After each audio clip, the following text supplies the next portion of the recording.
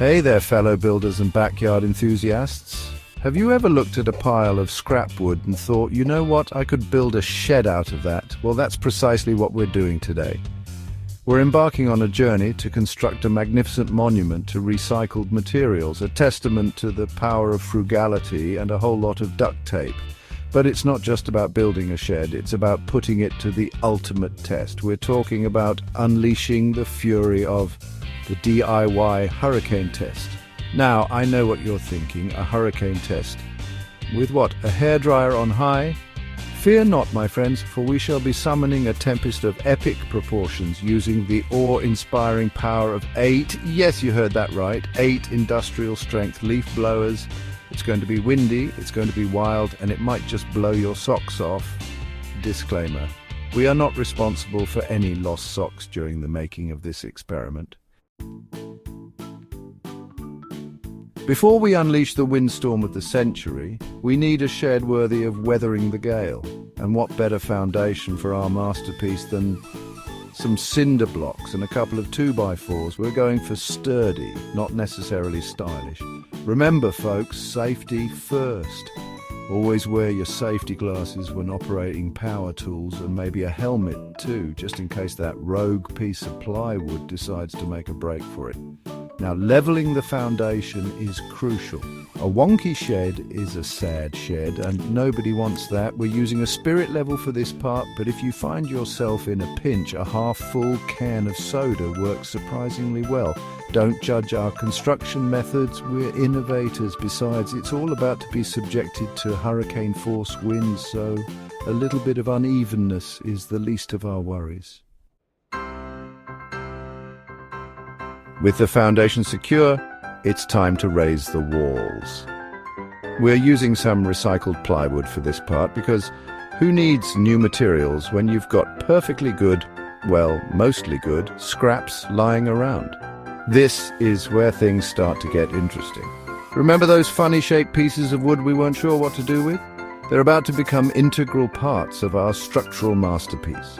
We're using a combination of nails, screws, and good old-fashioned elbow grease to hold everything together. Remember, measure twice, cut once, and always double-check that you're using the right end of the tape measure.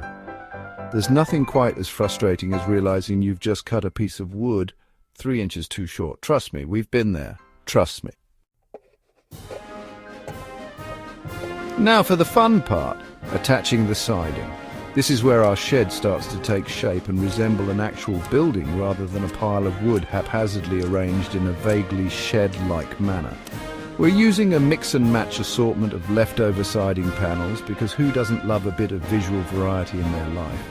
This step involves a lot of hammering, a fair bit of swearing, mostly under our breath, and the occasional near miss with flying splinters. Safety glasses, people, they're not just for looking cool.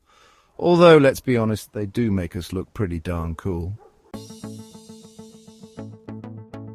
Section 5, Roofing Revelations, tarp or treat. The roof is where things get really interesting. We're faced with a dilemma. Do we use the leftover shingles from our last roofing project, or do we get creative and opt for a more unconventional material? After much deliberation and a quick inventory check, we've decided to go with a tarp. Yes, you heard that right. We're going full-on DIY with a heavy-duty tarp roof. It's waterproof, it's wind-resistant, hopefully, and it adds a certain je ne sais quoi to our little shed. Plus, if it rains, we can always pretend we're camping out in our backyard. Who needs a fancy cabin in the woods when you've got a tarp-covered shed and a healthy sense of adventure? Section 6. Operation Leaf Blower Hurricane, the calm before the storm. The shed is built, the tarp is secure, and we've got 8 industrial-strength leaf blowers lined up and ready to unleash their fury. The air is thick with anticipation, and the faint smell of two-stroke engine oil. This is it, folks, the moment of truth. Will our masterpiece of recycled materials withstand the might of the DIY hurricane test? We've got our cameras rolling, our safety goggles on, and our fingers crossed. It's time to find out if our shed is a testament to the power of DIY ingenuity or just a pile of scrap wood waiting to be blown to smithereens. Place your bets now, ladies and gentlemen. Section 7-8 blowers and a shed. Let's get ready to rumble. 3, 2, 1. Fire up the blowers. The roar of 8 engines fills the air, a symphony of mechanical fury. The wind whips around us, sending leaves and loose debris scattering. The shed groans, the tarp ripples, and we hold our breath. This is it, the moment of impact. The force of the wind is incredible. We can feel it tugging at our clothes, trying to pull us off our feet. The shed is taking a beating, but it's still standing. The tarp is holding strong, the walls are holding their own, and the foundation... Well, the foundation is looking a little suspect, but we'll worry about that later. Section 8. The aftermath, analysing the damage, or lack thereof. The blowers fall silent, the wind dies down, and an eerie calm settles over the backyard.